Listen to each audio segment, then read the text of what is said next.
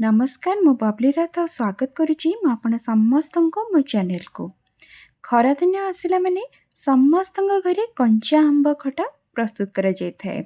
आपण माने भी घर प्रस्तुत करथिबे और खाइथिबे हेले केबे पाचिला आंबरे खटा प्रस्तुत करी खाइ चंती जदि नाही तो एई वीडियो को देखिला परे आपण निश्चित भाव में पाचिला आंबरे भी खटा प्रस्तुत करके खाई परिबे।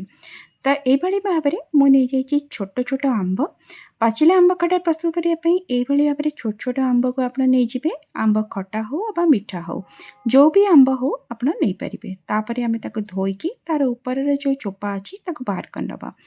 आंब खटा को प्रस्तुत करने आम गोटे मसला को प्रस्तुत करिया से मुझे नहीं जाइए 2टी सुखिला लंका गोटे टेबल स्पून टिके अधिका आम पान मधुरी और गोटे टेबल स्पून आम जीरा को नहीं जावा। ये तीनोटी जाक को आम भल भाव में ड्राई रोस्ट करनवा।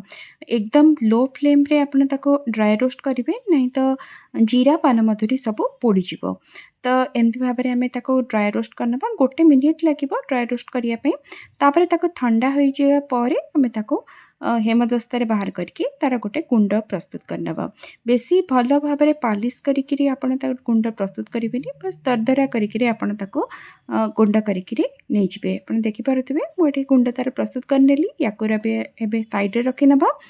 तापर आम पैन रे ऐड कर नबा 2 चम्मच सोरिष तेल से 2 पिंच ऐड करवा हिंगु को आउ हिंगु ऐड कर सारिया परे आधा चम्मच से पंचफुटण को ऐड करवा।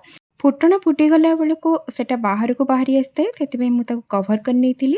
तापर आम से भृसंग पत्र आउ सुखिला लंका ऐड करवा। तापर से गोटे चम्मच आम अदा रसुण आउ लंका माने कंचा लंका को छेचिकी तार गोटे पेस्ट से ऐड करके किसी समय भाजी नवा। तापर आम जो आंबर चोपा छड़े रखी से ही आंब को आम से ऐड करवा। मुझे 8टा छोट छोट आंब को नहीं जाइए। आंब जदि आपण पाखे खटा आंब अच्छी ताहले ताको आपण एमती भाव में खटा को प्रस्तुत करके भी खाई परिबे।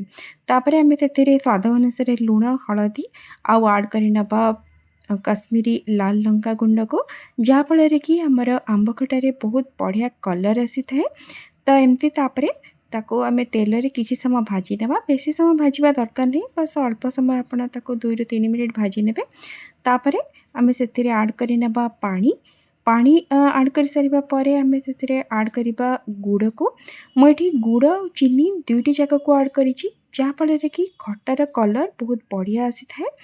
आउ मसला गुंड को भी ऐड करवा जो मसला गुंड को आम दरदरा करी गुंड करके रखी से ही मसला गुंड को मुझे ऐड कर नहीं। प्रथमे गुड़ को ऐड करी तापर एबे मुझे चीनी को ऐड कर खाली जदि आप चाहिए तो गुड़ कि खाली चीनी रे भी आप प्रस्तुत करेंगे। जदि खाली गुड़ रे प्रस्तुत करेंगे से बेसी डार्क हम और जदि चीनी रे प्रस्तुत करेंगे से लाइट हम से 2टा जाक मिक्स करके कवर करके किसी समय कुक करेली। एबे हमार प्रस्तुत हो गला आंब खटा।